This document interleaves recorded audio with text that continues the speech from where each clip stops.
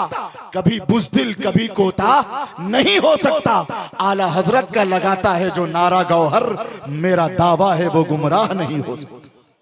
نعرہ تکبیر، نعرہ رسالت، اصلاح معاشرہ کانفرنس، حضرت علامہ مفتی شہریار رضا صاحب قبلہ۔ السلام علیکم ورحمۃ اللہ وبرکاتہ۔ الحمدللہ الذی زین النبیین بحبیبہ المصطفیٰ ومن علی المؤمنین بنبیہ المجتبیٰ والصلاة والسلام علی سیدنا محمد خیر الورى وعلى آلہ واصحابہ النجباء الى یوم الجزاء۔ اما بعد فاعوذ باللہ من الشیطان الرجیم، بسم اللہ الرحمن الرحیم۔ قد افلح من تزکا وذکر اسم ربہ فصلی بل تؤثرون الحیاة الدنیا والآخرة خیر وابقا ان هذا لفی الصحف الاولی صحف ابراہیم وموسیٰ۔ صدق اللہ العظیم۔ ایک بار درود شریف پڑھیں سارے لوگ مل کر، اللہم صلی علی سیدنا و مولانا محمد معدن الجود والکرم وآلہ وبارک وسلم صلاۃ و سلام علیک یا رسول اللہ۔ نوجوانوں نے بڑی عقل مندی کا ثبوت دیا کہ اپنے گاؤں میں ناچ گانے کا مقابلہ نہیں کروایا، ذکر رسول کی محفل منعقد کیا۔ بہت اچھی سوچ گاؤں کے لوگوں کی۔ بہت سارے لوگ ہیں جو قوالی کرواتے ہیں، مزامیر اور ڈھولک باجا ہارمونیم کے ساتھ۔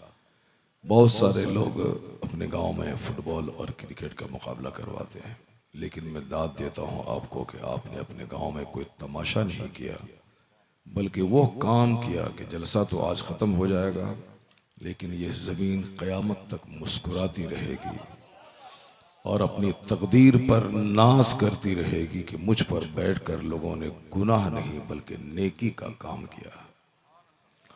قیامت کے دن یہ زمین گواہی دیتی ہے، جو لوگ اس زمین پر بیٹھ کر تاش کھیلتے ہیں، غیبت کرتے ہیں، زنا کرتے ہیں، شراب پیتے ہیں، سود کھاتے ہیں، جھوٹ بولتے ہیں، یہ زمین اس کی نوٹس لیتی ہے اور قیامت کے دن سارا ریکارڈ یہ بیان کر دے گی۔ یومئذ تحدث اخبارہا، جس دن یہ زمین اپنی خبریں بتائیں گی کہ ہماری پیٹھ پر کیا کیا کیا گیا۔ اس وقت یہ زمین آپ کے فیور میں گواہی دے گی کہ مالک مجھ پر بیٹھ کر تیرے فلاں فلاں بندے نے تیرا ذکر کیا ہے، تجھ کو یاد کیا ہے، تیرے محبوب پر درود بھیجا ہے۔ اس لیے جلسہ گاؤں میں الگ الگ جگہوں پہ کرنا چاہیے، ایک سال یہاں، دوسرے سال اس جگہ پہ، تیسرے سال وہاں، چوتھے سال وہاں پہ، تاکہ پوری زمین میری نیکی کی گواہ بن جائے اور قیامت کے دن ہمارے فیور میں گواہی دے۔ اس لیے شریعت کا قانون ہے کہ سنت اپنے گھر میں پڑھیں اور فرض مسجد میں جا کے پڑھیں، اور مسجد میں بھی فرض پڑھنے کے بعد اگر سنت پڑھنا چاہیں تو جگہ بدل بدل کے پڑھیں، تاکہ جہاں جہاں سجدہ کریں وہ زمین آپ کے سجدے کے لیے گواہ بن جائے۔ اللہ تبارک و تعالی ہم سبوں کو نیکیوں کا شوق عطا فرمائے، تمام چھوٹے چھوٹے اختلافات کو نظر انداز کر کے ہمیں بہت بڑا مقصد جو جنت ہے اس مقصد کے حصول کی کوشش کرنی چاہیے۔ جلسہ جلوس ایک دن ختم ہو جاتا ہے، لیکن اس سے جو مزاج بنتا ہے، جو دماغ سازی ہوتی ہے، اس کا اثر سینکڑوں سال تک رہتا ہے۔ ایک جلسے سے ایک باپ کا مزاج بنا کہ مجھ کو جھوٹ نہیں بولنا ہے، مجھ کو غلط طریقے سے مال نہیں کمانا۔ باپ کا مزاج بنا، وہ غیر شادی شدہ ہے، وہ نوجوان مزاج بنا لیا کہ مجھ کو آج سے چاہے میں کنگال ہو جاؤں، غریب ہو جاؤں، محتاج ہو جاؤں، بھیک مانگنی پڑے، مگر میں جھوٹ بول کے روزی نہیں کماؤں گا۔ ایک بات انہوں نے دماغ میں بٹھا لی، اب وہ نوجوان ساری زندگی اس پر عمل کرتا ہے۔ گھر میں 3 دن کا فاقہ ہے لیکن اس کے باوجود وہ غلط قدم نہیں اٹھاتا، اسے لگاتار سوکھی روٹی کھانی پڑ رہی ہے، مگر وہ اپنے عہد پہ قائم ہے کہ میں کبھی بھی جھوٹ بول کر لاکھوں نہیں کماؤں گا۔ سچ بول کر 1 روپیہ کمانا جھوٹ بول کر 1 کروڑ کمانے سے میرے لیے بہتر ہے۔ وہ اس اصول پر ساری زندگی کاربند رہا۔ انہوں نے شادی کر لی. پھر ان کا بیٹا ہوا. اس کے بیٹے نے اپنے باپ سے مزاج لیا کہ میرا باپ دکھ درد میں بھی گناہوں کی طرف قدم نہیں بڑھایا. میرے باپ نے مصیبت برداشت کی مگر سچ کی رسی کو مضبوطی سے تھامے رہا. میرا باپ اصول کا پابند تھا. میرا باپ مصیبتوں میں جھیل کے انہوں نے حضور کی سنت پہ عمل کیا. یہ اسپرٹ بچوں کے دماغ میں پہنچے گا. وہ بھی کہے گا کہ کچھ بھی ہو جائے میں باپ کے نقش قدم کی پیروی کروں گا.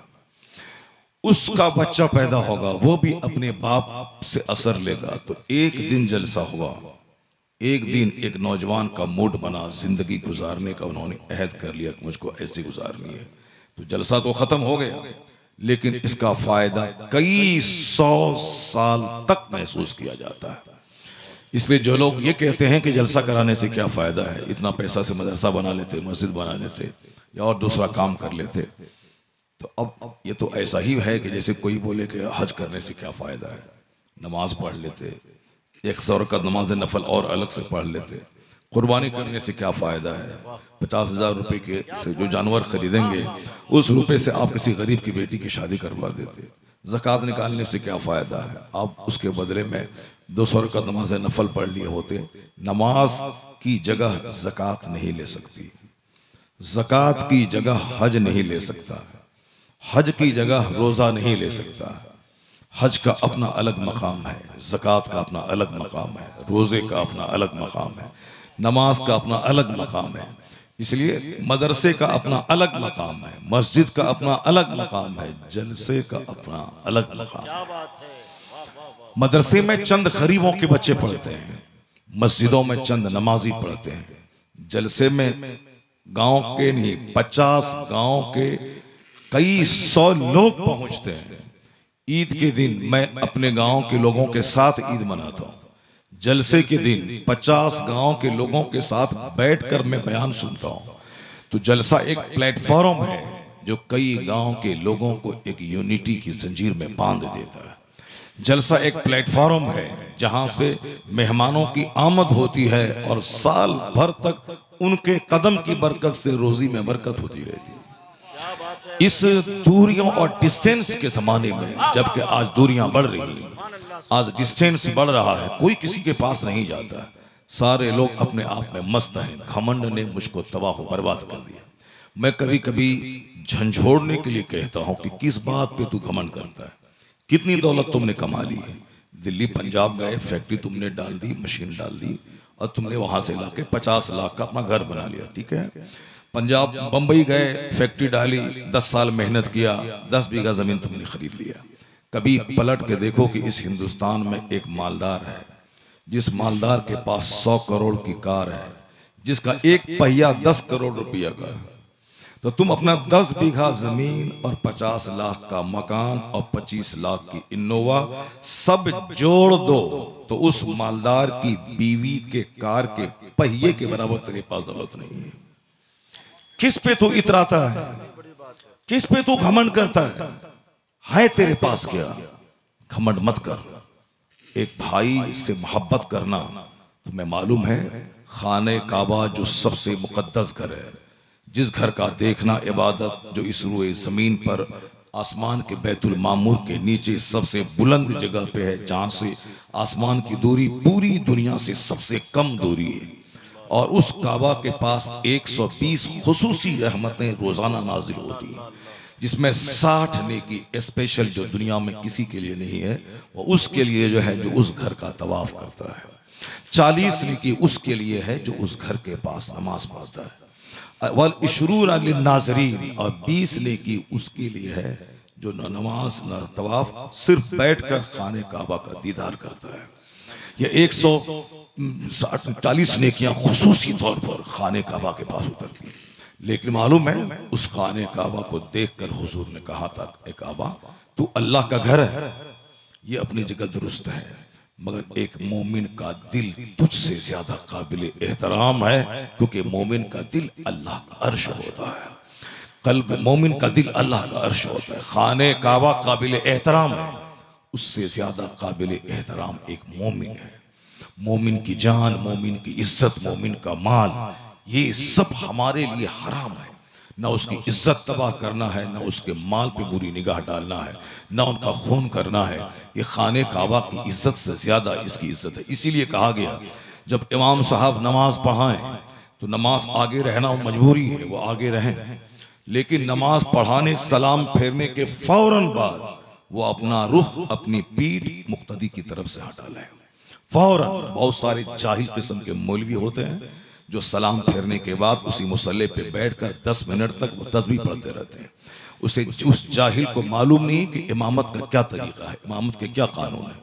اردو پڑھ کر کے مصلی پہ چلا گیا، کم سے کم بہار شریعت ہی پڑھ لیتے تو کم سے کم ایک نیم عالم بن گئے ہوتے۔ کوئی کتاب نہیں پڑھتے تم، نہ میزان، نہ نومین، نہ ہدایت النحو، نہ بشرح، نہ قدوری، نہ کافیہ، نہ شرح جامی، مت پڑھو، کچھ مت پڑھو۔ اگر اچھے ڈھنگ سے اردو پڑھ کے بہار شریعت کے پورے حصے پڑھ ڈالو تو 95% فقہ کا علم آپ کو آ جائے گا۔ اور یہاں پڑھنا بھی نہیں، صرف امامت کے مصلی پہ گئے، صرف اپنا نماز پڑھانا ہے، پیسہ کمانا ہے، اس کے علاوہ 1 گھنٹے کا ٹائم بھی کتابوں کے مطالعے کے لیے نہیں دینا ہے۔ ابھی ہمارے مولانا مودودی صاحب کہہ رہے تھے کہ ایک مؤذن تھا اس مسجد میں، ابھی مدرسے کا مسجد کا پیسہ چرا کے بھاگ گیا، وہ مسجد کا پیسہ پورا ڈبہ بھر گیا تھا نمازوں سے، سب چرا کے بھاگ گیا۔ اور وہ بدتمیز مؤذن صرف اذان کے ٹائم میں اور جب جماعت ہوتی تھی اسی ٹائم میں کھڑا رہتا تھا اور موبائل سے الگ رہتا تھا، اور جماعت اور اذان اس سے جہاں الگ ہوا کہ اس کی پہچان تھی کہ موبائل دیکھتا رہتا تھا۔ وہ یہ بتائیے کہ پیسہ کما کر کے وہ کتنا کا ریچارج کرتا ہوگا اور وہ پیک بھرواتا ہوگا، رات بھر دن بھر ہمیشہ موبائل دیکھتا رہتا۔ اس سے فائدہ کیا ہوا؟ فائدہ یہی ہوا کہ مسجد میں جمعہ کا چندے والا بکسا کا تالا توڑ کے سارا پیسہ لے کے بھاگ گیا ہوا۔ اب یہی فائدہ اس کا ہوا۔ مولوی بننے کے بعد مرتے دم تک کتابوں کا مطالعہ کرنا چاہیے۔ بزرگوں نے کہا ہے کہ جو عالم 3 دن کتابوں کا مطالعہ چھوڑ دے اس کا دل مرنے لگتا ہے۔ جیسے زمین پہ اگر پانی نہیں پڑے تو زمین مر جاتی ہے، دوبارہ زندہ ہونے کے لیے اس پہ پانی ڈالا جاتا ہے، اسی طرح یہ دل جب کتاب سے الگ ہو جائے تو اس کا دل مر جاتا ہے۔ اس مردہ دل کو زندہ کرنے کے لیے پھر کتابوں کا مطالعہ ہوتا ہے۔ جو 20 سال مدرسے میں پڑھے وہ کتاب 3 دن چھوڑ دیں، ان کی سوچ عامیانہ ہو جاتی ہے، عام لوگوں کی طرح وہ بھی سوچنے لگتا ہے۔ تو جو کبھی نہیں پڑھتا ہے اور جو نہ کبھی جلسے میں آ کے سنتا ہے اس کے دل کے مرنے کا عالم یہی ہے کہ بولتا ہے کہ جلسے میں جا کے کیا ہوگا، کھانے کو ملے گا کیا، جلسے میں جانے کے بعد کیا ملے گا، مولانا صاحب پیٹ بھر دے گا کیا، مدرسے میں جانے کے بعد مولانا صاحب کی تقریر سننے کے بعد کیا ہوگا، پیٹ بھر جائے گا کیا۔ تو اس لیے پیٹ بھی بھرتا ہے، یہاں لنگر بھی ہوتا ہے جلسے میں آج کل۔ پہلے زمانے میں 5-5 لاکھ لوگ جلسے میں آتے تھے، آج سے 50 سال پہلے۔ مولانا اسلم صاحب کی نقابت جب میں سنتا ہوں تو مجھ کو علی احمد سیوانی یاد آ جاتے ہیں۔ یہ انہی کا ٹون، انہی کی بولی، انہی کا اسٹائل، انہی کے اشعار یہ پڑھتے ہیں، بس ایک یادگار ہے علی احمد سیوانی کے۔ اور محبوب گوہر اسلام پوری صاحب کی کیا بات ہے، آپ کے پورے علاقے کی شان ہے یہ۔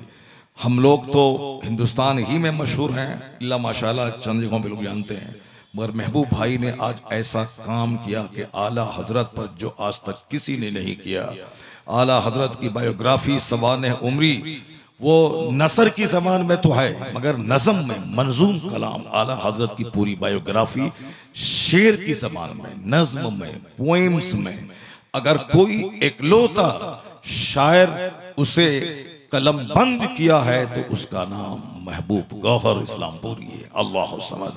آج امریکہ میں ان کا نام ہے، آج لندن میں ان کا چرچہ ہو رہا ہے۔ پہلے ہی آپ کا بھائی بھتیجا وہ بغل والے گاؤں کا مولوی صاحب ہے، آپ زندگی بھر سوچتے رہیے بغل والے مولوی صاحب گاؤں کا مولوی صاحب ہے، مگر ان کی دعوت پاکستان سے آئی ہے، یہ وہاں جائیں گے اس کو گولڈ میڈل ملے گا، اور آپ کہتے رہیے کہ فلاں کا بیٹا ہے، یہ فلاں گھر میں رہتا ہے، گھر بھی ٹھیک سے نہیں ہے، آپ بولتے رہیے یہ امریکہ جائیں گے، یہ لندن سے بلاوا ہوگا، لندن میں لوگ جان رہے ہیں اس کو، پاکستان میں ان کو دعوت دی جا رہی ہے۔ اور صاحب چونکہ ہمارا چہرہ مہرہ میرا گھر بار دیکھ کے میری عزت نہیں ہوتی، عزت اصل میں علم کی ہوتی ہے۔ انہوں نے اعلیٰ حضرت کو اپنی تحریر کا ٹاپک بنایا اور ایک یونیک کام کیا، عجوبہ کام، جو کوئی نہ کرے وہ کام کیا ہے۔ جب عجوبہ کام کیا ہے تو عزت بھی اسی طرح سے عجوبہ ان کو ملنی چاہیے۔ اور آج آپ کا سینہ فخر سے چوڑا ہونا چاہیے کہ منظوم سوانح اعلی حضرت جو ہندوستان میں آج کے کسی عالم نے نہیں لکھا، وہ میرے دیار کے ایک عالم نے لکھا ہے، تو جہاں جہاں ان کی عزت ہوگی اس کے پیچھے پورے دیار کی عزت شامل ہوگی۔ اس لیے وہاں سے حسد اور جلن اور چڑھنے کی کوئی بات نہیں ہونی چاہیے، بلکہ ان کو دیکھ کر ان کی حوصلہ افزائی ہونی چاہیے۔ کیا آپ نے گدڑی میں لال چھپا کے رکھا، آپ نے کمبل اوڑھ کے گھی پیا ہے، آپ نے جیسے ہم لوگ بولتے ہیں نا، کوئی آدمی اگر بولتا ہے میں حج کو جاؤں گا، ارے 5 لاکھ تم نے کہاں سے لایا، تو آپ کیا بولتے ہیں کہ تم نے کمبل اوڑھ کے گھی پیا ہے، یعنی سبھوں سے چھپا کر کے تم نے دولتیں جمع کی ہیں، تم نے کتنی محنت کی ہے۔ تو جنہوں نے ایسا کام کیا ہو تو آپ ان کو یہ بولیے کہ جو کام بڑے بڑے عالم نہیں کر پائے وہ کام آپ نے کیا ہے، میرا سر فخر سے اونچا کر دیا ہے۔ اللہ تعالیٰ اور آپ کو صلاحیت دے، طاقت دے، مطالعہ کا ذوق دے، خوب دین کا کام کریں۔ ابھی منظوم سوانح اعلی حضرت آیا ہے، وہ دن سننے کو ملے امام محبوب گوہر نے منظوم سوانح غوث اعظم کو ترتیب دیا ہے، وہ دن سننے کو ملے کہ منظوم سوانح سیرت پاک سرکار دو جہاں کی منظوم سیرت کی انہوں نے ترتیب دی ہے کہ لوگ نثر میں حضور کی سیرت پڑھتے ہیں، اب جب انہوں نے ترتیب دیں گے تو نظم میں سرکار دو جہاں کی سیرت اب پڑھیں گے۔ یہ محنت جاری رہے گی، یہ رات رات پر جاگے ہیں تب کتاب سامنے آئی ہے، تو آپ اس کتاب کو لیں، خود پڑھیں، اپنے دوستوں کو دیں، مسجد کے امام کو دیں، مؤذن کو دیں، کوئی عالم آپ کے گھر آئے اس کو گفٹ میں دیں، تحفہ دیں، اپنے گھر میں رکھیں، تاکہ آپ کے بعد آپ کا بچہ کبھی اس کو کھول کے دیکھے گا، اور جس دن کھول کے دیکھ لیا اسے اعلیٰ حضرت سے محبت ہوگی، اور جب محبت ہوگی تو پھر وہ کبھی بدعقیدہ، مرتد اور بے دین نہیں ہوگا۔ اعلیٰ حضرت سے محبت کا مطلب وہ عاشق رسول ہو جائے گا، اور عاشق رسول ہو جانا ہی یہی زندگی کا سب سے بڑا مقصد ہے۔ اللہ تبارک و تعالی اس کتاب کو مقبول خاص و عوام بنا دے، اور جتنے علماء ہیں وہ سب لیں، قیمت نہیں دیکھیں، 300 قیمت ہے تو 500 دے دیں تاکہ دوسرا ایڈیشن جلدی سے شائع ہو جائے۔ ابھی 1100 کتاب چھپی ہے تو 2000 چھپی ہے تو 5000 چھپ جائے۔ ہندوستان میں 40 کروڑ مسلمان رہتے ہیں، 1 کروڑ کی تعداد میں کتاب چھپنی چاہیے تاکہ 1 کروڑ مسلمان کے ہاتھ میں کتاب جائے، ہر لائبریری میں، ہر مدرسے میں، ہر گھر میں جائے۔ اگر میرے چند جملے سے دین کا کام ہو جاتا ہے اور کسی کی ہمت میں سمندر جیسی جولانی پیدا ہو جاتی ہے تو میرا یہ جملہ بولنا سمجھ لیں کہ 500 کروڑ روپے خیرات کرنے سے بہتر ہو جائے گا۔ اس لیے دل تنگ دلی نہیں، وسعت دل رکھیں، اور جو کام کرنے والا اس کو سراہیں، اس کی ٹانگ مت کی جائے۔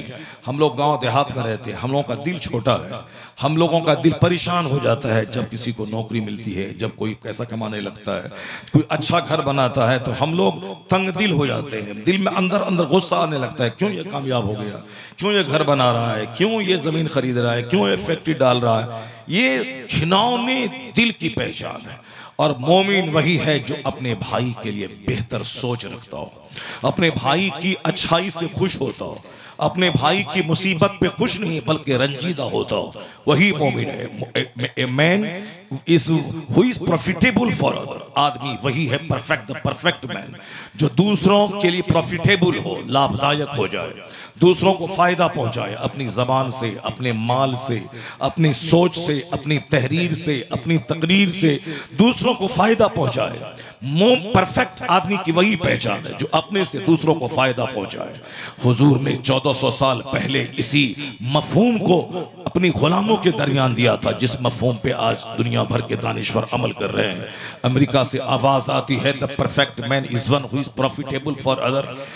چائنا اور جاپان کے دانشور کہتے ہیں کہ گن بنانا کمال نہیں، فیکٹری بنانا کمال نہیں، 100 کروڑ کی کار خریدنا کمال نہیں، کمال ہے کہ ایک آدمی اپنے سے دوسروں کو فائدہ پہنچانے والا بن جائے۔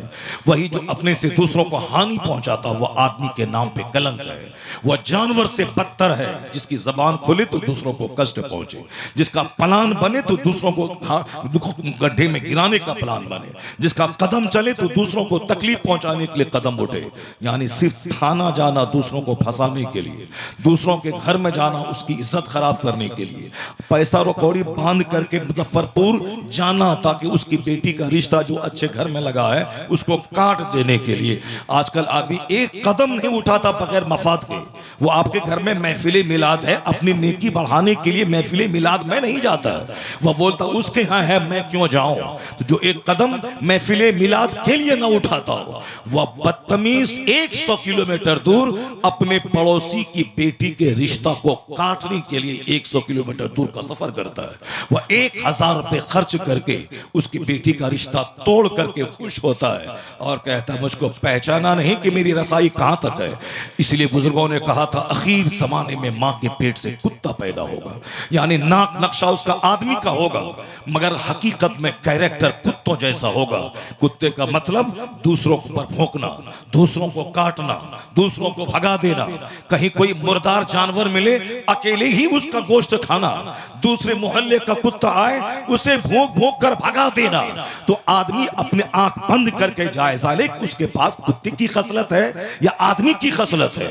آدمی وہی ہے جو اپنے سے دوسروں کو لابھ پہنچائے، اگر لابھ نہیں پہنچا سکتا ہو تو منیمم لیول یہ ہے اپنے سے دوسروں کو تکلیف نہ پہنچائے، نہ آنکھ کے ذریعہ، نہ زبان کے ذریعہ، نہ ہاتھ کے ذریعہ، نہ پاؤں کے ذریعہ، نہ اپنے پلان کے ذریعہ۔ تو آج امریکہ بولتا ہے آدمی وہی ہے جو پروفیٹیبل ہو، اب چائنا بولتا آدمی وہی ہے جو پروفیٹیبل ہو۔ قربان رحمت دو عالم پہ 1400 سال پہلے نہ کالج نہ یونیورسٹی کچھ نہیں ہے، اس زمانے میں حضور نے ایک اخلاق کا ایک شاندار پوائنٹ عطا فرمایا، خیر الناس من ينفع الناس، the best among you is one who is profitable for other۔ لوگوں میں سب سے اچھا وہ ہے جو دوسروں کو فائدہ پہنچانے والا۔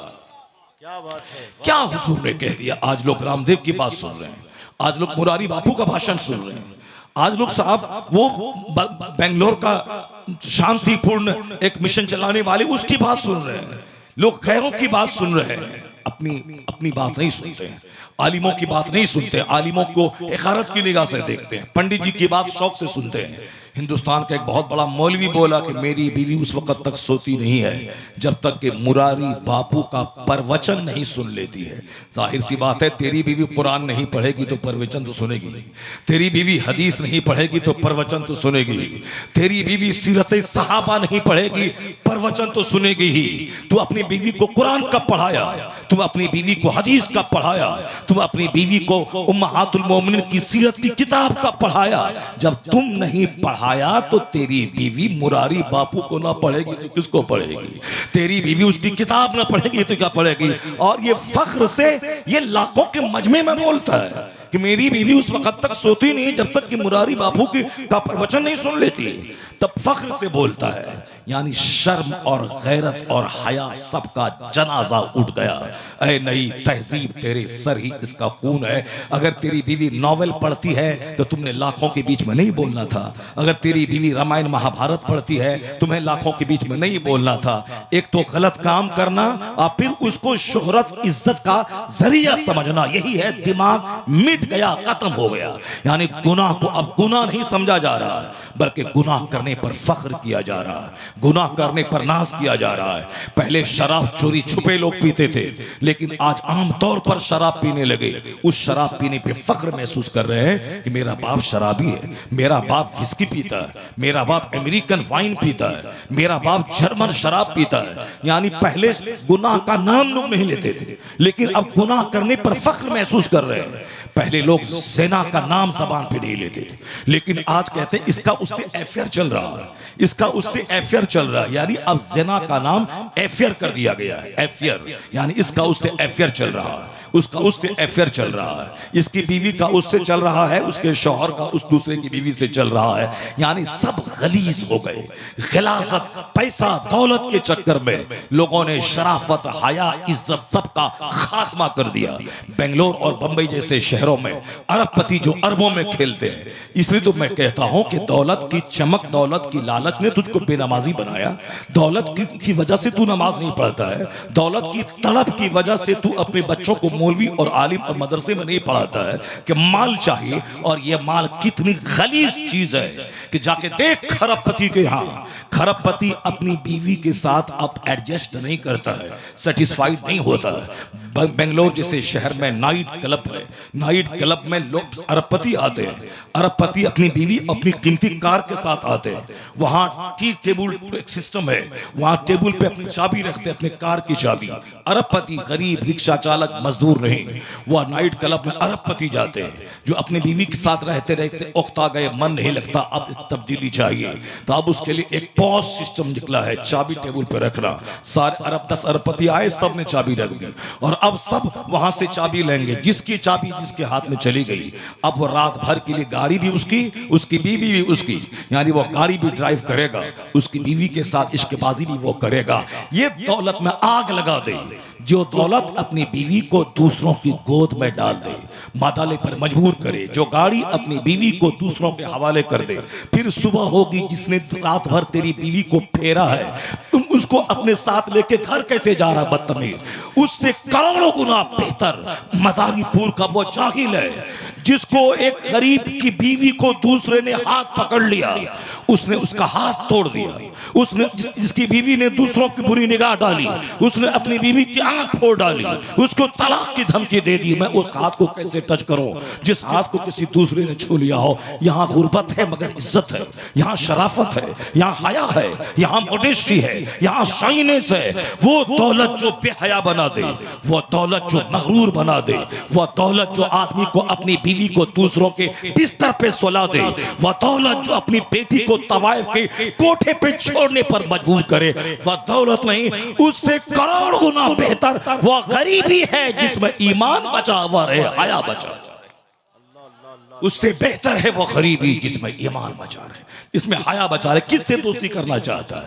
کن خسیسوں اور رزیلوں کو اپنے بیٹے کی شادی میں ولیمے میں تو کھلانا چاہتا ہے؟ ایک ایک پیسہ بچا. دولت بہت بڑی چیز ہے، اس کو بچا کے رکھ. کل مصیبت کے دن میں وہ دولت کام آئے گی. اس کو تاش کے پتوں کی طرح مت بکھیر دے. شادی بیاہ میں فضول خرچی مت کر، ناچ اور گانے میں خرچ مت کر، ورنہ ہزار کروڑوں کو تو کھلا دے گا، کبھی اس کی زبان پہ تعریف نہیں آئے گی. سامنے چاپلوسی کر کے بولے گا شاندار کھانا، 1 منٹ کے بعد جب دوسروں سے آنکھ لڑے گی تو بولے گا حرام کا مال کمایا تھا خوب کھلا رہا ہے، لوٹ کے لایا تھا کوٹ کے کھلا رہا ہے. کس کی تو خوشی تلاش کر رہا ہے؟ 5 آدمی کے بیچ میں اپنی بیٹی کی شادی مسجد میں کروا دے. کروڑ روپے بچیں گے، اس کو رکھ.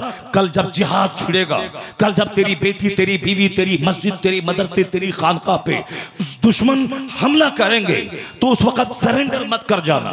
یہ مت بولنا کہ آپ بیل ہم کو مار دے، آپ بیل میری بیوی کی عزت لوٹ لے، تجھ کو ہاتھ پیر باندھ دے، تیری بیٹی کی آبرو لوٹے. اس وقت وہ ہجڑا بننے کا دن کا انتظار مت کرنا. پتن میں طاقت پیدا کر، اپنے پاس مال اس کی حفاظت کر. جس دن دین خطرے میں پڑ جائے، آبرو خطرے میں پڑ جائے، موت تو آئے گی ہی مگر 10 جہنمیوں کو جہنم پہنچا کے مر جانا ہے. اسے جہنم کی آگ میں جلا کے تب مرنا ہے. 2 4 10 کو جہنم پہنچانا ہے، اخیر میں شہادت کی موت مرنا ہے. جو اپنے بال بچوں کی آبرو نہ بچا سکے وہ کوئی آدمی ہے، جو مسجد مدرسہ خانقاہ کی آبرو نہ بچا سکے وہ بھی کوئی آدمی ہے. دولت بچا، ہیلتھ بچا، صحت بچا. تو 85 سال کا وہ صحابہ کرام جو مجاہد کی صورت میں 40 کجی کی تلوار اٹھاتے تھے، اس کے پاؤں کی دھول کے برابر ہم نہیں ہے. 10 کجی کی تلوار نہیں اٹھا سکتے، 10 قدم تیز قدم دوڑ نہیں سکتے. آج دنیا کی محبت نے مجھ کو اندر سے کھوکھلا کر دیا.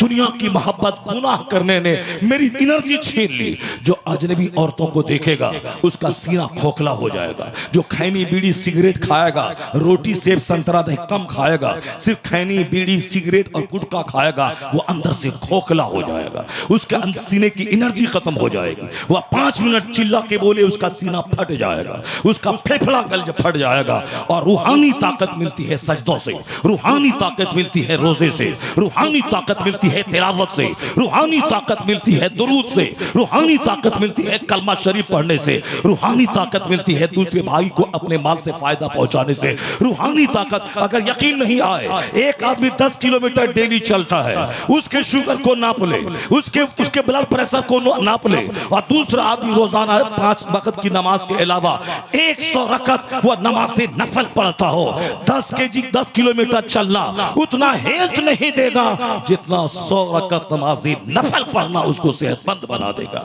نمازوں سے صحت ملتی ہے۔ یہاں تو دماغ ہی اجڑ گیا ہے، سوچ ہی اجڑ گئی ہے، پڑھا بے پڑھا سارے لوگ اسی گندے پیسے کے شوق میں اپنی بیٹی کو کوٹا اور صاحب بیدر چھوڑ کے آ رہے ہیں، چاہے اس کی بیٹی خیروں کے ساتھ بیٹھ کر کے ان کی اپنے شوہر سے ایڈجسٹمنٹ خراب ہو جائے۔ 100% جو کمانے والی عورتوں کا ان کے شوہر سے ایڈجسٹمنٹ نہیں ہوتا، یہاں تو بغیر کمائے بغیر تھمائے یہاں تو بیوی شوہر کے سر پہ بیٹھ کے راج کرتی ہے، پیسہ ہمارا راج وہ کر رہی ہے، وہ رانی بن کے گھر میں رہتی ہے اور وہ نچاتی ہے انگلی پہ یہ کریں وہ کریں، ہم کریں۔ اور میں اپنی بہن کی بیٹی کی شادی کی بات کروں ان کو غصہ آتا ہے، اور وہ اپنی بہن کی بیٹی کی شادی میں نہیں جاؤں تو پھر ہمارا جینا مشکل ہو جاتا ہے۔ بغیر کمائے تو یہ حال ہے، اور جو 2 لاکھ مہینہ کمانے لگے گی معلوم ہے کیا ہوگا؟ وہ بولے کہ میرے باپ نے زمین بیچ کے پڑھایا ہے، اس پیسے کا مالک میرا باپ ہے، میرے باپ نے اپنی ساری تمناؤں کا خون کر کے مجھ کو وہاں انگلینڈ بھیج کے پڑھایا، اس پیسے کا مالک میں تیری بیوی ہوں، مہر کی رقم تم دے گا، کھانا تم کھلائے گا، کپڑا تم دے گا، سارا خرچ تم بیئر کرے گا، باقی میں جو کماتی ہوں یہ میں اپنے بھائی کو دوں گی، میں اپنے بھتیجے کو دوں گی، یہ اس کا مالک میں ہوں۔ تو شوہر بولے گا تو میری بیوی، تو میری ملکیت، تیری کمائی میری، یہ بولے گی نہیں میرے باپ نے پڑھایا ہے تم نہیں پڑھایا ہے۔ ٹیچر سے لے کے ڈاکٹر تک، انجینئر سے لے کے آفیسر تک، سب کی زندگی آگ میں جل رہی ہے، جس کی بیوی نوکری کر رہی ہے۔ یہاں تک کہ بے شمار لڑکیاں اپنے شوہر سے طلاق کا ڈیمانڈ کر رہی ہے، اور طلاق لے کے اپنے کلاس کے اسکول کے دوسرے ٹیچر کے ساتھ وہ بھاگ رہی ہے۔ اسی لیے تو ہمارے علماء کہتے ہیں کون سی پڑھائی تم نے پڑھائی؟ اپنی بیٹی کو آگ میں جھونک دیا، اپنی بیٹی کی زندگی کا سکھ تم نے جلا دیا۔ اس سے بہتر تو دیہات کی 18 سال کی وہ لڑکی ہے جو اپنے گھر میں رہی، بہار شریعت پڑھی، قرآن شریف پڑھی، نماز پنجگانہ کے طور طریقے پڑھی، ان کی شادی 18 سال کی عمر میں ہو گئی، اور پھر وہ اپنے شوہر کے ساتھ رانی بن کے رہ رہی ہے، 4 بچے کی ماں ہو گئی، اسی اپنے بچوں کی تعلیم و تربیت کے پیچھے لگی ہوئی ہے، اور اسی حالت میں مر گئی۔ ایمان بچا کے مر گئی، نماز بچا کے مر گئی، اپنی جنت بچا کے مر گئی۔ وہ کون سی پڑھائی ہے کہ 40 سال کی عمر تک پڑھتی رہو، اب 45 سال میں جب کھنکھڑ ہو جاؤ تب جا کے دوسرے ڈاکٹر سے شادی کر لو۔ ہم کھنکھڑ مہا کھنکھڑ یا دونوں مل کے آنے والی نسلوں کو تباہ کر دے۔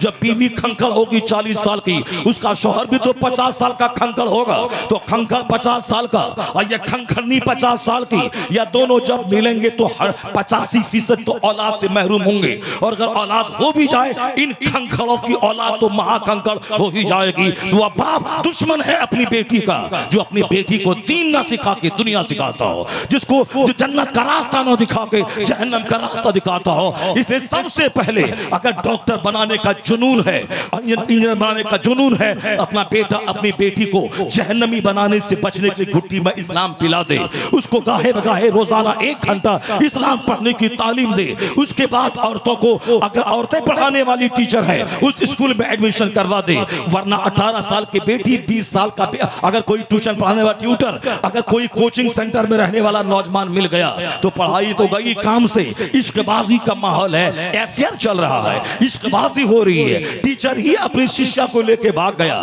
ایک اسکول کا ہیڈ ماسٹر وہ اپنی دوسری مسٹریس کو لے کے بھاگ گیا، پٹنہ کالج کا مٹک ناتھ وہ اپنی پڑھانے والی ششیا کے ساتھ بیاہ کر لی 65 سال کی عمر میں۔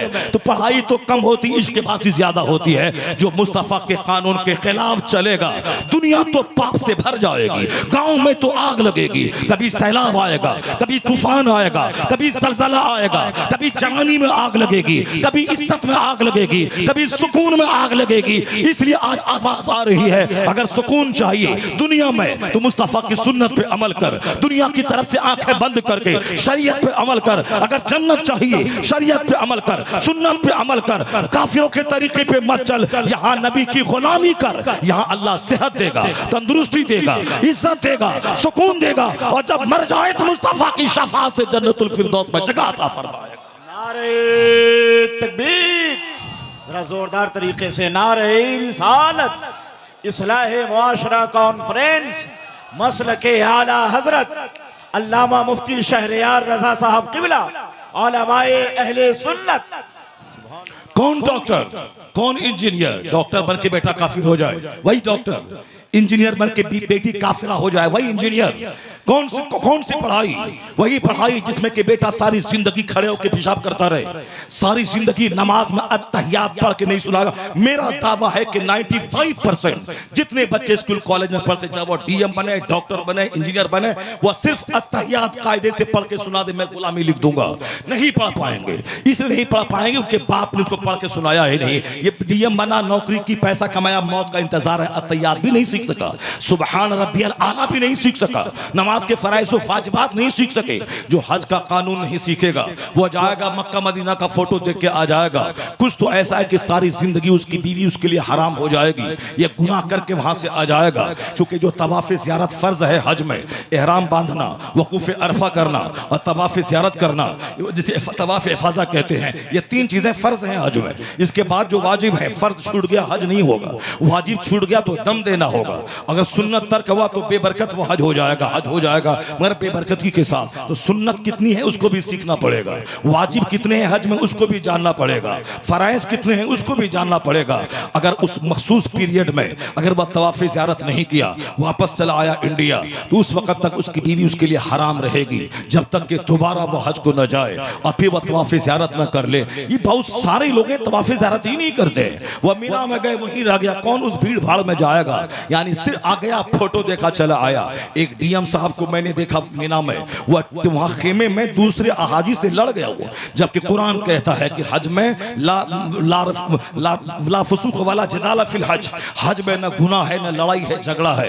وہاں یہی وجہ ہے کہ آج وہاں لاکھوں آدمی ایک ٹائم میں طواف کرتے ہیں، ایک دوسرے کو دھکا لگ گیا، کوئی کسی کو آنکھ اٹھا کے دیکھنے والا نہیں ہے کہ دھکا تم نے کیوں دیا، وہ یہاں ہے وہاں نہیں ہے۔ وہاں ہر جوان عورتوں سے بچنا چاہتے ہیں کہ ان کا جسم میرے بدن سے نہ لگ جائے، وہاں بدن لگانے کا، نگاہ اٹھا کے دیکھنے کا کوئی تصور ہی نہیں ہے۔ چاہے وہ ترکی کی 18 سال کی خوبصورت ترین لڑکی ہو جس کے چہرے سے بالکل دودھ ٹپک رہا ہو، مگر پھر بھی نوجوان ڈرتا رہتا ہے، سہمتا رہتا ہے، اس کے قریب نہ جائیں، اس کا کپڑا اس کے کپڑے سے نہ مل جائے، یہ بھاگتا رہتا ہے۔ یہ خوف ہے، یہ مکہ کی ہیبت ہے، یہ خانہ کعبہ کی ہیبت ہے کہ وہاں مرد عورتوں سے زیادہ مرد ڈرتے رہتے ہیں۔ یہی وجہ ہے کہ 24 گھنٹے طواف چلتا ہے لیکن کہیں سے بھی کوئی ایک آواز تک نہیں آتی ہے کہ یہ پوری آنکھ سے مجھ کو دیکھ رہا ہے، اس کی انہوں نے اپنا ہاتھ چلا دیا نہیں۔ وہاں تو 40 لاکھوں کی بھیڑ ہے، اگر کوئی ہاتھ کسی پہ رکھ بھی دے تو کوئی کسی کو دیکھنے والا نہیں ہے، چونکہ لاکھوں کی بھیڑ ہے۔ وہاں کون کس کو بولے گا تیرا ہاتھ میرے بدن پہ آیا، مگر کہیں سے بھی چوں تک کی آواز نہیں آتی ہے کہ اس نے مجھ پر ہاتھ ڈالا یا مجھ کو گھور کے دیکھا۔ وہاں تو نگاہیں نیچی ہے، آنکھوں میں آنسو بہتے ہیں۔ یہ کعبہ کا جلال ہے، یہ کعبے کی ہیبت ہے۔ مسلمان اس قدر چیسٹیٹی کے ساتھ، حیا کے ساتھ رہتا ہے، لیکن یہ اس حج میں نے دیکھا ایک ڈی ایم اسی بہار کے بکسر کا تھا، وہ بھی گیا، جس خیمے میں میں تھا اس خیمے میں وہ بھی ٹھہرا تھا۔ ایک دوسرا حاجی آ کے بستر ڈالا، اس نے اس کے بستر اٹھا کے پھینک دیا۔ وہ بیچارہ حاجی چپ چاپ ہے، کچھ نہیں بول رہا ہے، چونکہ اس کو معلوم ہے کہ حج میں ولا جدال فی الحج، حج میں لڑائی جھگڑا نہیں ہے۔ انہوں نے اپنا جھولا اٹھا کے پھینک دیا اس کا، وہ وہاں سے لایا، پھر دوسری جگہ بیٹھ گیا۔ اب وہ جب لڑائی نہیں کیا تو یہ ڈی ایم لڑنا شروع کر دیا، اس کو گالی دینے لگا۔ دیکھا کہا کیسا چہرہ ہے، کیسا ہے بدتمیز، 5 لاکھ خرچ کر کے وہ حج کو آیا ہے۔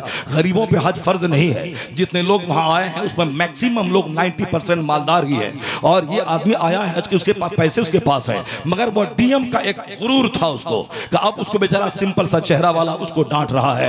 وہ حج کر کے تو آ گیا، حاجی صاحب تو کہلا گیا، لیکن اس کے حج کی جیسی کی تیسی جو اس حج میں لڑائی جھگڑا کیا ہو، وہ حج اس کے چہرے پہ مار دیا جاتا ہے۔ جو پاک کمائی سے، پاک ارادے سے حج کو جاتا ہے اور جب وہ لوٹ کے آتا ہے اور طواف وداع جب کرتا ہے تو فرشتہ اس کی پیٹھ پر تھپکیاں دے کے کہتا ہے جاؤ جاؤ، اب تک جو گناہ ہو گئے اللہ نے معاف کر دیا، اب آنے والی جو زندگی ہے اس کو گناہوں سے بچا کے گزارنا۔ تو حاجی ایسے لوٹتا ہے جیسے کہ آج ہی وہ ماں کے پیٹ سے پیدا ہوا ہو، جس ماں کے پیٹ سے پیدا ہوا ہو۔ کون حج؟ جس حج کا پیسہ پاک ہے، جس حج کرنے میں نیت پاک ہو، کوئی مالا پہنائے نہ پہنائے، 10 گاڑی آگے پیچھے جائے نہ جائے، 50 گاؤں والے کو کھلائے نہ کھلائے، وہ خاموشی سے فرض ادا کرنے جا رہا ہے۔ ایک بھاگا ہوا غلام اپنے مالک سے صلح کرنے جا رہا ہے، یہ روتا ہوا بلکتا ہوا گناہوں پہ لجاتا ہوا شرماتا ہوا جاتا ہے، نہ کہ وہ 50 ٹوکری مالا پہن کے اور صاحب وہ ڈی جے بجا کے اور اپنے گھر کو لائٹنگ سے سجا کے 50,000 آدمی کو کھلا کے چاہے اس کا حج راستے ہی میں لوٹی جائے تو لوگ ظاہر پہ نظر رکھ رہے ہیں، صرف ظاہر کو دیکھتے ہیں کہ عید کے دن مجھ کو اچھا کپڑا پہننا ہے، یہ نہیں دیکھتا کہ رمضان کا سارا روزہ اگر قبول نہیں ہوا تو میرے چہرے پہ پھٹکار ہوگی، اور اس کو نہیں دیکھتا صرف نیا کپڑا پہننا ہے اور کپڑے کا مقابلہ کرنا ہے۔ اصل میں عید کے دن اس کی خوشی ہے جس نے رمضان کی 30 راتوں میں تراویح کی نماز پڑھی ہو، جس نے سارے روزے رکھا ہو، جس نے رمضان کی راتوں میں رویا ہو، جس نے رمضان کے مہینے کے ایک لمحے کی قدر کیا ہو۔ رمضان عید کے دن وہ پیوند والا کپڑا پہنے، ٹوٹی چپل پہنے، لیکن اس کے چہرے پہ وہ نور اللہ عطا کر دے گا کہ اس کے سارے گناہوں کو مٹا کر اس کے چہرے پر فرشتہ ایسا نور دے گا کہ اگر آدمی کی نگاہ ہو جائے وہ دیکھ کے ایسا لگے گا جیسے آسمان سے لے کے زمین تک نور کا ایک سلسلہ قائم ہو گیا ہو، اور جس کا روزہ برباد ہو گیا ہو، جو تو 3 دن کا شبینہ پڑھ کے فری ہو گیا ہو۔ شبینہ 3 دن کا پڑھنا جس میں ٹھیک سے قرآن نہیں پڑھا جاتا وہ حرام ہے، پڑھنا بھی حرام، سننا بھی حرام۔ وہ تراویح 6 دن میں ختم کرتے ہیں، یعلمون اللہ اکبر، اس کا پڑھنا بھی حرام، اس کا سننا بھی حرام ہے۔ قرآن پاک کو تجوید کی رعایت کرتے ہوئے پڑھے، عین غین شین قاف صاد داد سب نکال کے پڑھے، تب ثواب ملے گا پڑھنے والے کو بھی اور سننے والے کو بھی۔ یہ رسم پہ زیادہ دھیان ہے۔ ہم نے تراویح پڑھ لیا، ہم نے 6 دن میں ہم فری ہو گئے، ہم کو بزنس کرنا ہے۔ 11 مہینے بزنس کا پیٹ نہیں بھرا، 1 مہینہ عبادت کا تھا، اس میں تراویح چھوڑ کے بزنس کرنے سے اس کا پیٹ بھر جائے گا۔ یعنی صرف ظاہر کو دیکھنا ہے۔ شادی بیاہ میں خوب دھمال مچایا، صاحب ڈی جے بجایا، یہ جنازہ ہے کہ یہ لاش کے بارات جا رہی ہے، لوگ کیا کہیں گے، خوب بجا۔ اس کے بعد جس کا پیسہ لے کے وہ ڈول ڈی جے بجوایا تھا، وہ جب تقاضا کرتا ہے تو اب یہ منہ چورا چورا کے بھاگتا ہے، یہ منہ چھپاتا ہے، اس کی ٹوپی اس کے سر پہناتا ہے، اس کا 1 لاکھ لے کے اس کو دے کر کے اب اس کو دینے کے لیے دوسرے سے لیتا ہے، صرف ٹوپی پہناتا رہتا ہے، اسی حالت میں مر جاتا ہے۔ اٹیک آیا اور چلا گیا، ایک ناکام سی زندگی گزار کے دنیا سے چلا گیا۔ جو رسم و رواج کے پیچھے بھاگے گا، جو تکلفات کے پیچھے بھاگے گا، جو دکھاوے کے پیچھے بھاگے گا، جو بندوں کو راضی کرنے کے لیے کہ چکر میں اللہ کو ناراض کرے گا، اس کی دنیا بھی جائے گی، اس کی عزت بھی جائے گی، اس کا سکون بھی جائے گا۔ وہ کسی بھی وادی میں جا کے مر جائے، اللہ کو کوئی پرواہ نہیں۔ جو دنیا والا ناراض ہو مگر خدا خوش رہے، لوگ ناراض ہو مگر مصطفیٰ خوش رہے، تو اس ارادے سے کام کرتا ہے۔ بھلے ہی دنیا والا بھلے یہ کنجوس ہے، یہ مہا کنجوس ہے، لیکن جس رب کی رضامندی کی خاطر وہ کام کیا ہے، وہ رب بندوں کے دل میں اس کی محبت ڈال دیتا ہے، اس کی عزت ڈال دیتا ہے۔ قل اللہم مالک الملک تؤتی الملک من تشاء وتنزع الملک ممن تشاء وتعز من تشاء وتذل من تشاء۔ عزت اللہ ہی دیتا ہے، ذلیل اللہ ہی کرتا ہے، حکومت اللہ ہی دیتا ہے، حکومت اللہ ہی چھینتا ہے۔ جس دن اس آیت پر یقین جم جائے تو جھوٹی عزت کی خاطر اپنی نیکی کو برباد نہیں کرے گا۔ عزت دینے والا اللہ ہے، تو آپ کی سوچ یہ بنے گی لوگ ناراض ہوں مگر خدا راضی ہو جائے، مصطفیٰ راضی ہو جائے۔ جس دن یہ سوچ بنی تو قیامت کے دن اللہ تبارک و تعالی کہے گا تو یہ بندہ میرے لیے دوسروں سے خفا تھا، یا میری وجہ سے سماج سے ناراض تھا، یا میری محبت میں اپنے علاقے سے ناراض تھا، یہ بندہ دو عالم سے خفا میرے لیے ہے۔ اس کو عزتوں کا تاج پہنایا جائے گا۔ اور جو دنیا میں دوسروں کو خوش کرنے کے لیے اللہ کو ناراض کیا ہوگا، قیامت کی گھڑی میں جب وہ نیکی کا بدلہ چاہے گا، اللہ کہے گا اس سے بدلہ مانگ جس کو خوش کرنے کے لیے تم نے حج کیا تھا، اس سے بدلہ مانگ جس کو خوش کرنے کے لیے افطار پارٹی دی تھی، اس سے بدلہ مانگ جس کو خوش کرنے کے لیے مسجد میں اے سی لگوایا تھا، اس سے بدلہ مانگ جس کو خوش کرنے کے لیے تم نے 1 لاکھ کمبل بانٹے تھے، اس سے بدلہ مانگ یوٹیوب میں آ کر کے اپنی نیکی کا چرچا کیا تھا تو تیرا چرچا ہو گیا، میرے ہاں کچھ نہیں ہے، تیرا شہرہ ہو گیا، میرے ہاں کچھ نہیں ہے، میرے ہاں وہی نیکی کی قدر ہے، اسی نیکی کی قدر ہے جو خالص میرے لیے کیا گیا ہو۔ کروڑوں کی مسجدیں بنوائی، جہنم جا رہے ہیں، کروڑوں کا کمبل بھی بانٹا، جہنم جا رہے ہیں، کروڑوں کا کھانا بھی کھلایا، جہنم جا رہے ہیں۔ صرف نیت اگر بگڑ گئی تو دونوں جہان کا گھاٹا ہے، اور نیت اگر سدھر گئی تو یہاں عزت ملے گی، وہاں اللہ کی جنت ملے گی۔ دونوں جہان کی راحتوں کا سلسلہ اسی سے جڑا ہوا ہے۔ ہوا کہ میرا دل پاک ہونا چاہیے، میری سوچ پاک ہونی چاہیے۔ سماج میں جو کچھ بھی عید بقرعید کے دن دکھاوا ہے، جو کچھ بھی ہے جمعہ کے دن وہ دکھاوا ہے، جو کچھ بھی ہے شادی بیاہ میں دکھاوا ہے، جو کچھ بھی ہے ولیمہ ختنہ عقیقہ میں دکھاوا ہے، اس دکھاوے کے ماحول سے جب آپ باہر نکلیں گے، صداقت اور سچائی کا جب دورہ ہوگا تو پھر یہ دل اجلا ہوگا، دماغ اجلا ہوگا، سوچ اجلی ہوگی، تو پھر اولاد کے تعلق سے جنتی فکر بنے گی، تب پھر سب سے پہلا فوکس آخرت پہ ہوگا۔ قرآن نے سب سے زیادہ آخرت پہ زور دیا ہے، دنیا ملے نہ ملے آخرت ملنی چاہیے۔ قرآن اللہ کا کلام ہے، اللہ کا کلام سب سے طاقتور کلام ہے، اس سے زیادہ کسی کا کلام مضبوط ہو ہی نہیں سکتا ہے۔ اس قرآن کریم میں 6666 آیتیں ہیں، 114 سورتیں ہیں۔ اس قرآن کریم میں سب سے زیادہ جس چیز پہ زور دیا گیا ہے وہ آخرت ہے۔ الحمدللہ رب العالمین سے لے کے فناس تک ہر صورتوں میں جس کا سب سے زیادہ چرچا ہے وہ آخرت کا ہے۔ مرنے کی جو بات کی جو دنیا ہے، یہ دنیا 50-100 سال کی دنیا، اس دنیا میں پرسوں پیدا ہوئے، کل جوان ہوئے، آج بوڑھا ہوئے، موت کا انتظار ہے۔ یہی ہے دنیا کی کہانی سب کے ساتھ۔ جو لوگ پیدا ہوئے تھے آج سے 50 سال پہلے، آج وہ 50 سال کے ادھیڑ ہو گئے۔ جو لوگ پیدا ہوئے تھے 60 سال پہلے، آج وہ 60 سال کا بوڑھا ہو گئے، اور مگر وہ بوڑھا اپنے آپ کو ماننے کو تیار نہیں ہے۔ 70 سال کے آدمی کو بولیں کہ آپ کی عمر 70 سال ہو گئی، پھر بھی وہ بولتا 70 سال ہی تو ہوا ہے۔ یہاں تو 90 سال کے لوگ موجود ہیں، 100 سال کے بوڑھے موجود ہیں، 70 سال عمر ہو گئی۔ ڈاکٹر اقبال کی سوچ یہ تھی کہ 63 سال سے میری عمر زیادہ نہ ہو۔ حضور کی عمر ظاہری طور پر 63 سال ہے، اور جب اس کی عمر 63 سال کے قریب ہونے لگی وہ ڈرنے لگے کہیں میری عمر حضور سے زیادہ نہ ہو جائے۔ ایک عاشق کا مزاج تھا، یہ میرا مزاج ہے کہ 70 سال ہونے کے باوجود کہتا ہوں یہ کوئی عمر ہے کیا؟ لوگ تو 100 سال جیتے ہیں، یہ کوئی عمر ہے کیا؟ یہ ہے ایک دنیا دارانہ سوچ، اور وہ ایک عاشق رسول کی سوچ کہ 63 سال کی عمر کے قریب جب پہنچا تو بے چین رہنے لگے کہیں میری عمر میرے سرکار کی عمر سے ظاہری عمر سے آگے نہ ہو جائے۔ ان کی بے چینی تھی صداقت کے ساتھ، تو اللہ نے 63 سال کی عمر ہی میں ان کو موت دے دی۔ یہ عاشق رسول کا مزاج ہوتا ہے کہ عمر بھی ظاہری طور پر مصطفیٰ سے زیادہ میری نہ ہو، یہ عاشقانہ سوچ ہے۔ اور یہ دنیا دارانہ سوچ ہے کہ 90 سال کے ہو جانے کے بعد بھی یہ کوئی عمر ہے کیا؟ یہاں تو 120 سال کے لوگ موجود ہیں۔ لمبی عمر کی تمنا ہمیں تباہ و برباد کر دیا،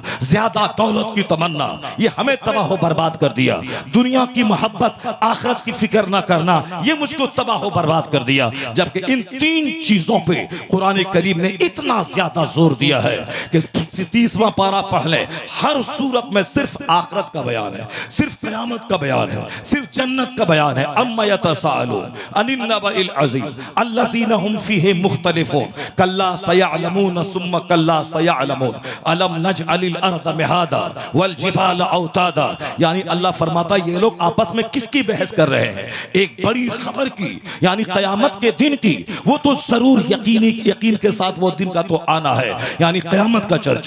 دوسری سورت والنازعات غرقا والناشطات نشطا والسابحات سبحا، اس آیت میں بھی ان تمام قسموں کے بعد جو ذکر آیا ہے وہ قیامت کا ذکر آیا ہے، وہ دن آ کے رہے گا۔ اس کے بعد جو بھی صورتیں آپ پڑھیں سب میں ہی ہے ڈرو اس دن سے، یوم یفر المرء من اخیہ وامہ وابیہ وصاحبتہ وبنیہ، یعنی ڈرو اس دن سے جس دن والدین اولاد سے بھاگیں گے، اولاد ماں باپ سے بھاگے گی، بھائی بھائی سے بھاگے گا، شوہر بیوی سے، بیوی شوہر سے بھاگے گی۔ بیوی کی خاطر ساری زندگی گنوا دی، نماز تک نہ پڑھا تاکہ وہ اچھا سے کھائے پی رانی بن کے رہے۔ ایک نیکی قیامت کے دن بھیک مانگو، بیوی بولے گی یہ قیامت ہے، یہ دنیا نہیں ہے۔ جس اولاد کی خاطر آپ نے سعودی عرب میں اونٹ چرایا، آپ نے صاحب نماز روزے حج و زکات کو چھوڑ کر پیسہ کمایا، ایک نیکی کی خاطر باپ بھیک مانگے اولاد بھیک نہیں دے گی۔ قرآن کہتا ہے یوم یفر المرء من اخیہ، جس دن بھائی بھائی سے بھاگے گا، اولاد والدین سے بھاگے گی، ماں باپ اکلوتے بیٹے سے بھاگیں گے، کوئی کسی کا پرسان حال نہ ہوگا۔ وہاں سارے لوگ مادرزاد ننگے ہوں گے، کوئی کسی کی شرمگاہ کی طرف دیکھنے کا خیال تک نہ ہوگا۔ کسی کے بدن میں کینسر ہوا ہو، بدن میں آگ لگی ہو، جیسے کہ آگ لگی ہے بدن میں، وہ دوسری 18 سال کی نوجوان لڑکی کوئی پڑھانا ہو، کیا اس کو دیکھے گا اس آگ والی فکر میں؟ حضور کہتے ہیں قیامت کا معاملہ اتنا سخت ہے کہ کوئی کسی کی طرف نگاہ اٹھا کے دیکھنے کی ہمت تک نہیں کر پائے گا۔ سارے لوگ ماترزاد پڑھانا ہوں گے، وہ ہیبت کا عالم ناک تک سے سر تک پسینے میں ڈوبے ہوں گے، کوئی درخت کا سایہ نہ ہوگا، کوئی بلڈنگ نہیں ہوگی، تمام سمندر کو بہا دیا جائے گا، پانی میں آگ لگا دی جائے گی، سارے پہاڑ روئی کے گالے کی طرح اڑیں گے. ایک سایہ ہوگا, اللہ کے عرش کا سایہ ہوگا. اس کے علاوہ نہ کوئی درخت, نہ کوئی مکان, نہ کوئی دیوار, نہ کوئی پہاڑ کا سایہ. زمین تانبے کی سوا نیزے پہ آفتاب. جس طرح ابھی یہ دنیا فیکٹ ہے, اس سے زیادہ فیکٹ ہے کہ قیامت قائم ہو کے رہے گی. چونکہ ابھی جس طرح موت کا وقت متعین نہیں ہے, کسی بھی ٹائم میں آ سکتی ہے. جب موت ہمارے انجانے میں آ سکتی ہے, اس کی تلوار گردن پہ لٹک رہی ہے, 2 منٹ کے بعد, 2 گھنٹے کے بعد, 50 سال کے بعد, کسی بھی ٹائم آئے کنفرمیشن نہیں ہے. اسی طرح قیامت قائم ہوگی اور قیامت میں کوئی ڈاؤٹ اور شک نہیں ہے. تو اس دن لوگوں کی گھبراہٹ اور وحشت کا یہی عالم ہوگا.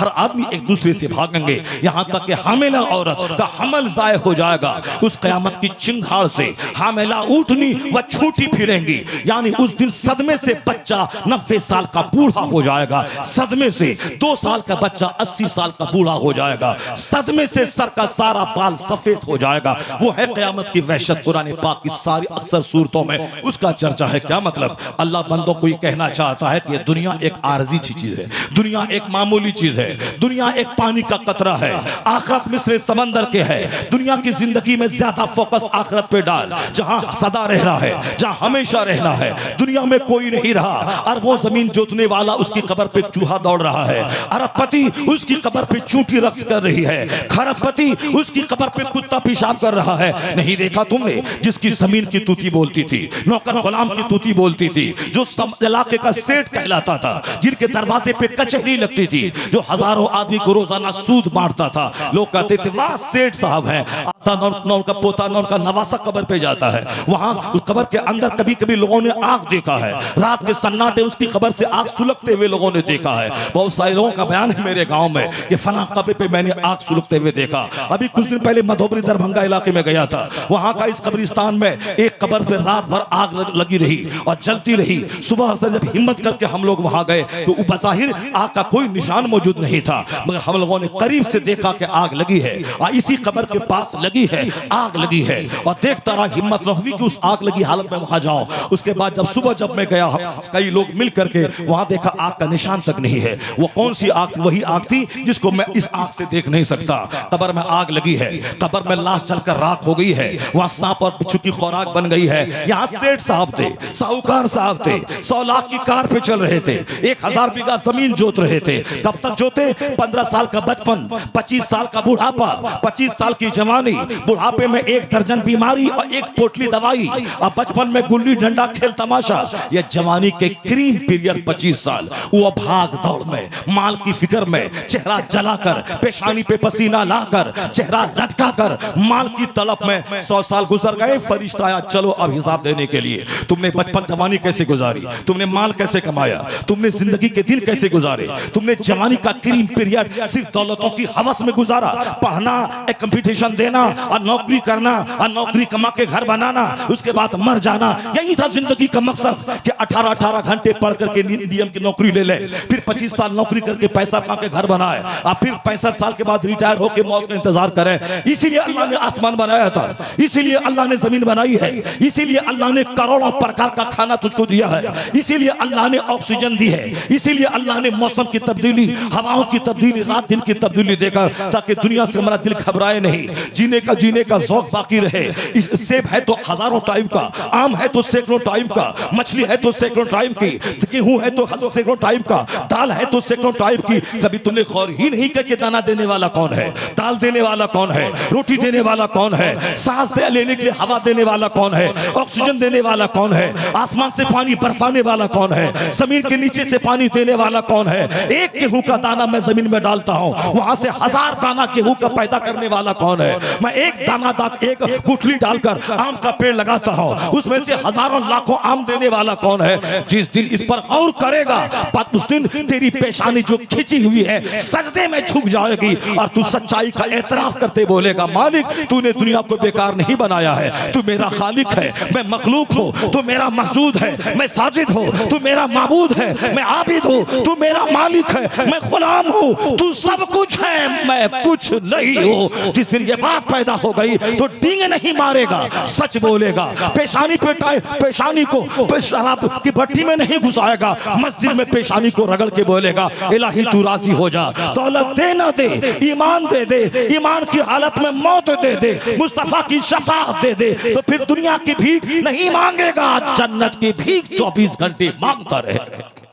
چونکہ ابھی جانتا نہیں کہ جنت کیا چیز ہے، آخرت کیا چیز ہے، ابھی تو دماغ میں یہ بسا ہوا ہے کہ ڈاکٹر بننا بڑی چیز ہے، انجینئر بننا بڑی چیز ہے، زمین خریدنا بڑی چیز ہے، مکان بنانا بڑی چیز ہے۔ ابھی تمہیں سمجھا ہے، حقیقت یہ ہے کہ آخرت سب سے بڑی چیز ہے، آخرت سب سے بڑی چیز ہے، جنت سب سے بڑی چیز ہے۔ ہم نے موت کا چرچا ہی چھوڑ دیا، جبکہ حضور نے کہا تھا کہ جو ڈیلی 20 بار موت کو یاد کرے گا وہ اپنے بستر پہ ہی کیوں نہ مر جائے، اللہ اسے شہادت کا مرتبہ عطا فرمائے گا۔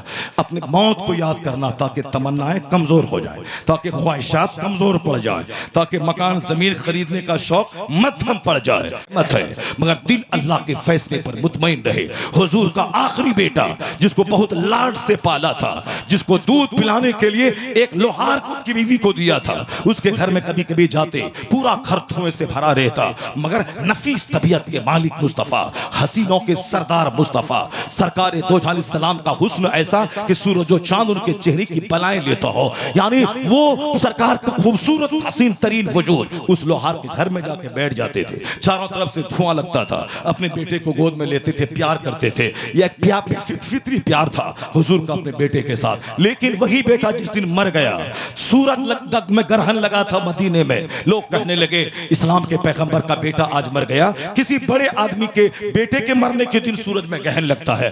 حضور ممبر پہ چڑھے، کہا نہیں، ان القصوف والخسوف آیاتان من آیات اللہ، چاند گرہن سورج گرہن یہ اللہ کی نشانیوں میں سے ایک نشانی ہے، یعنی اللہ اپنے بندوں کو سورج کی روشنی چھین کے بتاتا ہے کہ یہ سورج تیرا خدا نہیں ہے، یہ سورج کی روشنی میری دی ہوئی ہے، میں نے آج چھین لیا ہے، اندھیرا ہو گیا، آج جس دن میں سورج کو مکمل چھین لوں تیرا کیا حال ہوگا، یہ سورج میری نشانی، میں تیرے لیے سورج کو پیدا کیا ہے، اس کو روشنی میں نے دی ہے، تو سورج کو مت پوجنا، سورج کے سامنے ہاتھ جوڑ کے مت کھڑا ہونا، سورج کو خدا مت کہنا، مگر بے شمار نادان ہے جو اسی سورج جو کمزوری کا پتلا ہے، جس کی روشنی چھین لی جاتی ہے، جو گہنا جاتا ہے، اس گہنانے جانے والے کو یہ دنیا کے لوگ پوچھتے ہیں، اس کی عقل گئی گزری ہے جو اس کمزور سورج کو پوچھتا ہو۔ تو حضور کہتے ہیں سورج اللہ کی نشانی ہے، چاند اللہ کی نشانی ہے، اور جب اس میں گرہن لگے تو استغفار کرنا، توبہ کرنا، اس لیے کہ اللہ روشنی چھین کے بتاتا ہے میں تجھ سے ناراض ہوں۔